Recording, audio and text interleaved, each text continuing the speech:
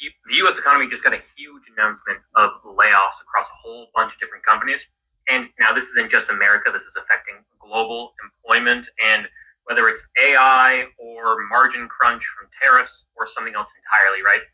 U.S. government is laying off 307,000 people. UPS is laying off 78,000 people. Amazon, 30,000. Intel, 25,000. Nissan, 20,000. Nestle, 16,000. Microsoft, 15,000. Bosch, 13,000. Dell, 12,000. Verizon, 13,000. Accenture, 11,000. Ford, 11,000. Microsoft, 7,000. PwC, 5,600. Salesforce, 4,000. IBM, 2,700. American Airlines, 2,700. Paramount, 2,000. Target, 1,800. GM, General Motors, 1,500 motors, 1,500 employees. Kroger, 1,000 employees. Meta, 1,000 employees. And that's not even all of them. That's a lot. That's a lot of firings coming our way. The U.S. economy just got a huge announcement. And the crazy thing about what he just said, it says coming our way. First, we want to give all praises to Yahweh, Ba'ashem, Yahushai, Ba'ashem, Kakadash. Abundance to the apostles and elders of Great Millstone. Salutations to all the brothers and a few sisters out there. And to like foreigners from the seed of Abraham, Isaac, and Jacob, Shalom in the Hebrew, which means peace. I mean, I don't really have to explain much because everybody knows it and everybody feels it. All right, this is not a dirty secret or something that is far off. Is right there, and everybody's affected by what the decision of these elitists have decided, and they've decided to take away the rights from the people by removing the one thing that people have driven themselves their whole entire life for. And if you do or you don't, you're screwed. You know, I was talking to a brother earlier, a couple of bros. To be honest and being realistic, if it crashes tomorrow, it's better off for everybody. Why? Somebody might ask. Because now we could finally be equal. The long awaited factor of man, the false narrative that's been pushed, the lies that's been pushed, has people believe in their mind that they're equal to one another. No man on earth is equal to another man. But the only time people are going to be equal when they have lost everything. When they have lost everything, that's when equality is going to take effect, because it's going to disrupt everything. And you already hear the laundry list of jobs that's going to be taken away from the average folk.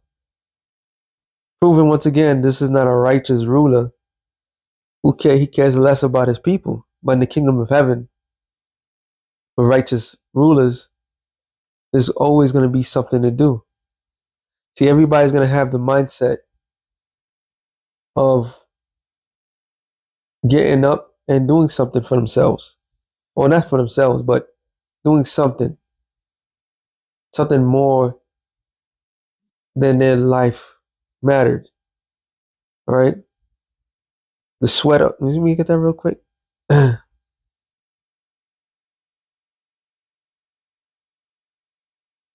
know it's Genesis 3:19. Actually, I had to go up. 17. And unto Adam he said, because thou hast hearkened unto the voice of thy wife, and hast eaten of the tree, Lakia, of which I have commanded thee, saying, thou shalt not eat of it. Cursed is the ground for thy sake, and sorrow. Thou shalt eat of it all the days of thy life. So it's not talking about no apple or anything physical. It was talking about philosophy. all right, which we all had to attend to eat this the rest of our lives because of the choice that Adam made, which he really didn't have a choice, to be quite honest. The cycle of um, being a man had to take place. All right. In other words, Adam was pushed to do this thing, and these quote unquote curses, which I'm about to read, you're going to see that it applies to this very day. Thorns also and thistles shall it bring forth to thee, and thou shalt eat the herb of the field, which they were supposed to eat the herb of the field. Certain things that the Lord said was a reminder, not a new thing. Like when the Lord told a woman, "I shall obey um, thy husband." Or if you paraphrase it, how do you say it again? I just read it. Oh, that desire should be thy to thy husband. That wasn't a punishment. That was reinforcement. This is like your job was to, you know, a man is always going to be above a woman. That's how the Lord established it. It says, "In the sweat of thy face thou shalt eat bread till thy return unto the ground." So there's this endless cycle that the Lord put on man, right? To work. They work for their bread. Like the scripture says, if we I says in Corinthians, a man that don't work, he don't eat, right? Which is true. And we've been going by this universal law that the Lord established for a long time. And it says, out of it says, until that return unto the ground till you die. So you're gonna from the moment you're born, you're gonna be working to the moment you die. It says, out of it was thy taken, from the dust thou art, and unto the dust thou shalt return. Meaning exactly what it means. Okay? So this was the quote unquote curse that was put upon all men on the earth. And without this um, laborious work, man doesn't feel complete. And that's how the Lord wanted it to be established. So now, when you have these rulers, these people, the powers to be, who gave people, who constantly gave people something to do while they rip people off. I'm watching some movie. I think what's it? Oh, I forgot. Antoinette, but I know it's based on a true story. But it's the way this you know the Edomites portraying royalty and have everybody servant to them head and foot. They just look off with the colors and everything like that. But all life always have some servitude. Servants serve royalty, and all have a job. All have something to do. So now, with how they established this new environment with AI and so forth, no one has purpose. That's why Elon Musk made a statement. So here it is. Those jobs that could feed families no longer could feed families no more. So how you expect to feed families? Isn't it like the value of money of people getting paid or people doing any of these sorts is taking place? You're not getting paid more money when you was working at the job, nor were you going to get paid after you get laid off. Now you only could get so far. So they created an environment where people were going to suffer. Proverbs 29:2. It says, when the righteous are in authority, the people rejoice, but when the wicked bear rule, the people mourn. So people are in a state of mourning because you're going to have to figure out how you're going to make ends meet. That's why it's better off to say fuck it sometimes. Just have to have let the Lord handle it sometimes, or sometimes, all the time. Because this quagmire, this trap has gotten everybody messed up. Ecclesiastes 12:3. In the days when the keepers of the house shall tremble, and the keepers of the house are the economists. When they give you fabricated numbers, when they don't give you fabricated numbers, all right, they've been saying this bubble has been supposed to pop. Then the more they prolong, the inevitable um, demise, destruction, the more it's going to get worse. All right. We've been saying the economy is going to crash for years. Nothing happened, right? Some people are like, oh, things is normal. Nope, things are not normal. It's going to be the worst crash in human history. And you heard what he said is a global thing. With all these tariffs, all these AIs, artificial intelligence, that's taking the jobs from the smallest people. It's causing a ripple effect. All right. And it's going to destroy many lives, period. And it says, and it's going to introduce the world to a CBDC, a universal care. And that's how they're going to entrap a lot of people. Well, not, yeah. I say yeah because they trying to reduce the numbers. And we can never forget that. All right. We can never forget what are these elites' true attention. It's to reduce the numbers. Even the people are willing and able to work and provide and take care of themselves, these people that's in power hates the poor so much that they even take away from the very poor. All right, which is wicked as all hell. Since I said that, this shit is fucking wicked, bro. Ecclesiastes 6, is it 2 or 1?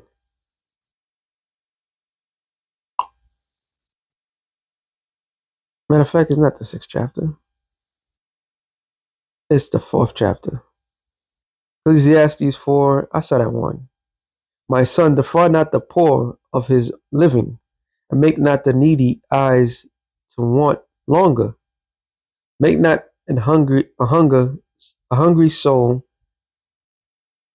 sufferful, neither provoke a man in his distress, and add more trouble to an heart that is vexed, and defer not to give to him that is in need. This is a warning, all right? This is a warning scripture.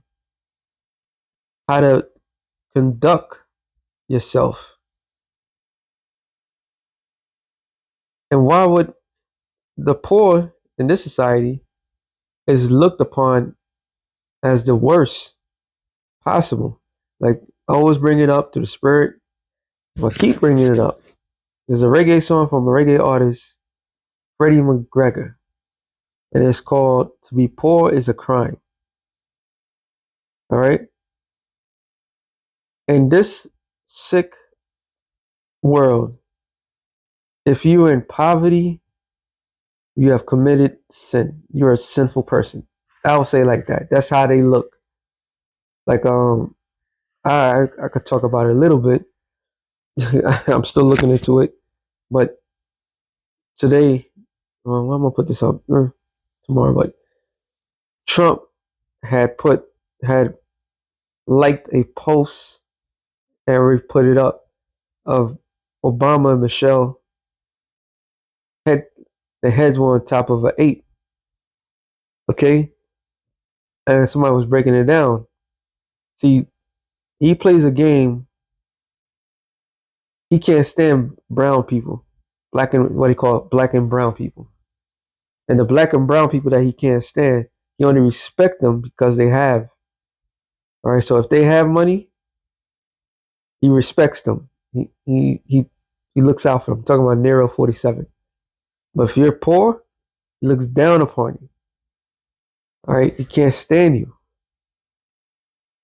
And this is how majority of these elites do. And it's really those that are part of the club. That's what they like. Those that are not part of the club, they don't like. So he's showing his true um, racist feeling about everyone. Okay, so when you look down upon somebody because they are less or has less than you, the Lord got you. Not only did now He's about to get you good. He says, "Reject not the supplication of the afflicted, neither turn away the face of from a poor man. Turn not away thine eye from the needy, and give him no occasion to curse thee. For if he curse thee in the bitterness of his soul, his praise shall be heard of him that made him." So the Lord got Esau so effed up that in his mind, unbeknownst to him, this is why the Lord is going to come back and take this man out of position of power. James, the 5th chapter, should come in mind. All right. That these people are so stupid. It's bad enough there's a lot of people that's in poverty in this world. But to deliberately to take away the very thing to sustain them to live or to give them hope, all right? Even though they've been defrauding us, they've been defrauding the shit out of us for all the years of our lives,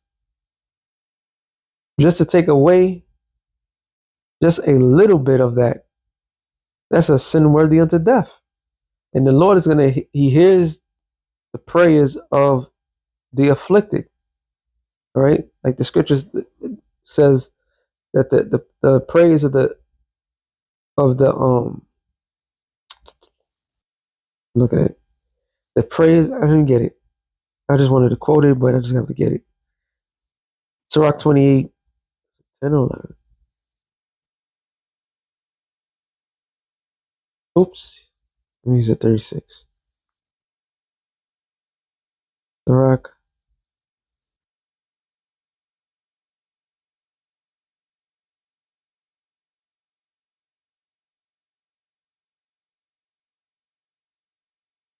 35. Sirach 35 and 17, straight to the point. Let the prayer, the prayer of the humble pierce the clouds until it come nigh. He will not be comforted, and he will not depart till the most high shall behold and judge righteously, execute judgment. For the Lord will not be slack, neither will the mighty be patient towards them, till ye have smitten in sunder the loins of the unmerciful, and repaid vengeance to the heathen, till ye have taken away the multitude of the proud, and have broken the staff of the unrighteous. So it seemed like a tall task, right? It's not a tall task, especially when time is going by fast and more souls are getting collected back on top. And the pain and suffering that these elitists are conducted on the people, all right, is going to cause a ripple effect. It's going to cause a monumental shifting to the world. And that's on their own demise. That's on their own watch. Because Esau don't balance it out. He always does things in a wicked way. How many billionaires have became trillionaires, and how many millionaires became billionaires under this guy's watch? Corruption all over the board. It says, "In the day when the keepers of the house shall tremble, And the strong man shall bow themselves, and the grinding cease, because they are few, and those that look at the windows be darkened. So the grinding is ceasing because they are few, right? There's literally ain't that much things left. So crime is going to go up. Everything is going to go up in a fashionable way because everybody had them. It's part of man's DNA to work hard so he could provide for himself, his loved ones, and so forth. So he can't, you taking away the rights of the needy. And there's no future for this place. There's literally no future for this fucking place. This shithole, it's over. At the Wadi Bashim Yao Shai for that. It said, and those that, sorry, and the doors shall be shut. So that's why we say it's a good thing if it crashes because we know it's not going to function correctly. Nothing's going to function the way it once was. Everything's not going to operate the same, which is going to be a blessing. I was watching one of the brother's videos, and we all say the same thing. You know, we all in the same dial, same spirit. Because what people is going to lose, we're going to gain. Our stock is going to rise up. Okay, we're the ones whose stock is going to hit on high. The gold and silver that got manipulated and it was going high because of the dollar going, and now it went back down to a quote unquote reasonable thing. Nah, the real when the men of the Lord stock goes up, it stays up. All right, and people is gonna look for answers, but it ain't gonna be no answers. Okay, since I'm keep quoting this scripture, I love this scripture, Isaiah 24. I started one. It says, "Behold, the Lord maketh the earth empty and maketh it waste, and turn it upside down, and scatter the inhabitants thereof. And it shall be as with the people, so with the priest, as with the servant, so with his master, as with the maid, so with her mistress, as with the buyer, so with the seller, as with the lender, so with the borrower, as with the taker of usuries, so with the giver of usuries to him." So everybody's about to lose. And once everybody lose, the elect gains much more. All right. Your loss is our gain. Your gain, I can't say is our loss because times is changing. Times is changing so fast. The outcome literally is gonna be in our favor. I can't express it enough. So we look forward for this event. We look forward for the crash. Matter of fact, Zephaniah 1 and 11. I'll go straight to the point. How for ye inhabited, how ye inhabitants of Maktesh, and all ye merchant people are cut down. All the silvers, all they that bear silver are cut off. Maktesh was a merchant marine area, meaning boats would come for trades and so forth. They always exchange. The modern day Maktesh will be America, mainly New York, the stock market, and so forth, where money flows. And then what it in England as well. There's a I forgot the damn name of it. I'm not worried, but it's where all the timelines of the world come together so they can know what's going on in the west, the east, and so forth. Okay? Well, guess what? Everything's connected. This global joint effort, everything's connected. So if one fiat currency, mainly America, um, collapses, it's going to be a chain reaction. It says, and it shall come to pass at that time that will search Jerusalem with candles and with and punish the men that are settled on their lees. And the men that are settled on their lees are the false prophets, the people that are settled in this society, who main concern is their physical riches. You have literally people that quite rather spend a short time in their lives instead of pushing the Lord's agenda is to push their own agenda and to get things to go their direction for they and their family and all that to lose it all with the rest of them. Because when the Lord comes, when He's coming to punish, He's coming to punish them first.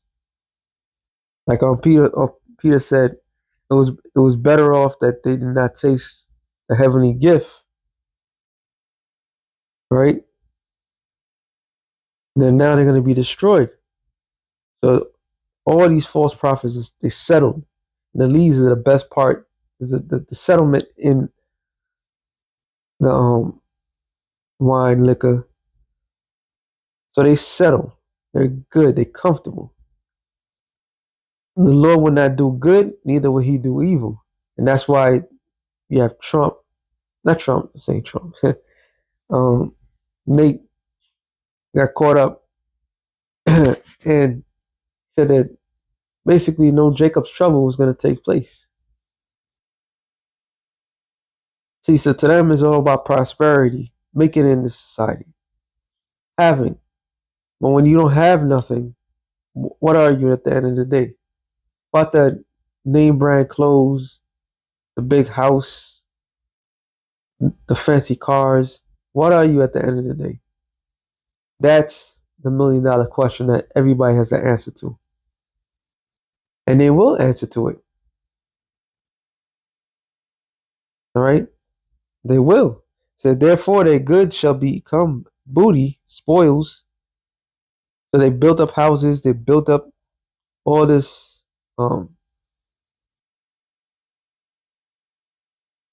these trinkets, beach houses, and you name it, they did it, they had it, and it's all gonna be taken away.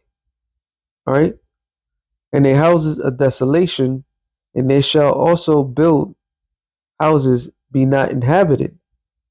And sorry, not inhabit them. And they shall plant vineyards, but not drink the wine thereof.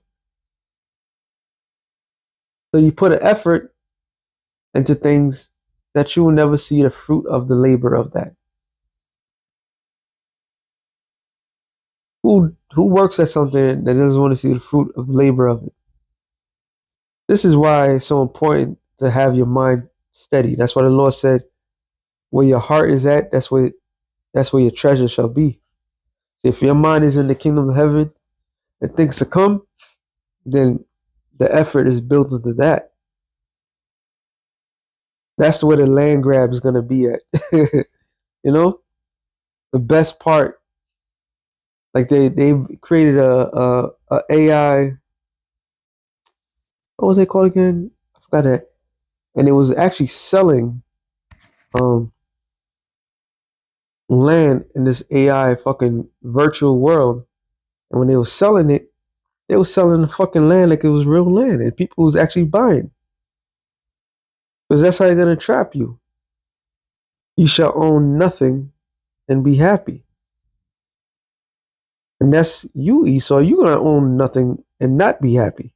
Like other guy said, that was funny. It says, "The great day of the Lord is nigh, it is nigh and hasten greatly, even to the voice of the Lord, of the day of the Lord, sorry. The mighty man shall cry bitterly. All these so-called tough guys, they're gonna be as bitches in that day. They don't know what to do because everybody's predicated on something false.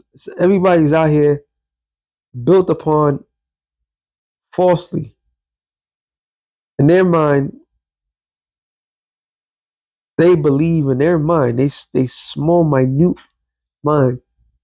The things that surrounds them is what makes them. They built their whole status quo on that.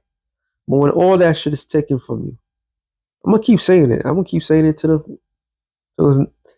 this register to everybody that ever catches these videos.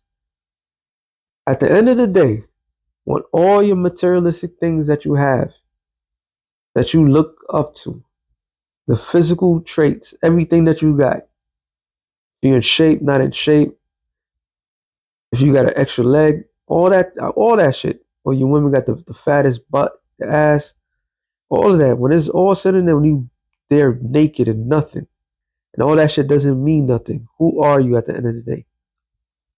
Because that day is coming.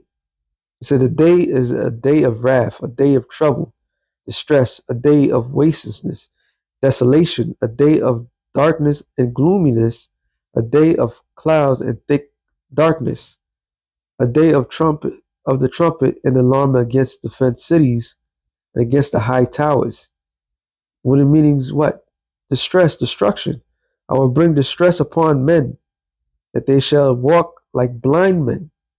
And right now, a lot of people don't know what's going on. It's right in their face. You got freaking Israel. We was talking about that the other day. We got freaking Israelites. That's talking about the most nonsensical things that's taking place, the most unimportant factors that's going on. They're not mentioning nothing about prophecy. If you're not mentioning nothing about prophecy, then you're not a prophet. You're nothing but a blind imbecile. All right, if you're not talking about the RFID microchip, because that's the end of their solution. This is a self-demolition. This economy is about to be imploded. All right, it's about to be imploded, and it's brought to you by your elites. And the average person is having dreams of things. This place is done. It's through. But guess what? The prophets, the false prophets of the Lord, they're blind as everybody else, and they're leading blind people. That's why Yahweh said, "Let them alone. If the blind lead the blind, they shall what? Fall. They both shall fall in the ditch, into a trap." Right? Because they have sinned against the Lord, and their blood should be poured out as the dust. I was thinking about it the other day. There's gonna be so much dead bodies out here. It's gonna be the most scariest thing. It's gonna get so people are gonna get so accustomed to the fact it's gonna be nothing. All right, and dust, like just like you find dust all over the place, that's how much blood is gonna be, and it's not gonna affect people no more. It says, "In their flesh as dung, neither silver nor gold shall be able to deliver them in the day of the Lord's wrath, but the whole land shall be devoured by the fire of their jealousy, of his jealousy, sorry, for he shall make an even speedy riddance of all them that dwell in the land." So this is the land where the Lord is going to get rid of everybody all at once. Those not fit for the kingdom to come, those that has not invested, all right, who was not there from the beginning, they're going to be wiped away. Either you're going to be delivered or be destroyed in Babylon the Great. So with that being said, shalom to the elect and the nation of Israel. Shalom.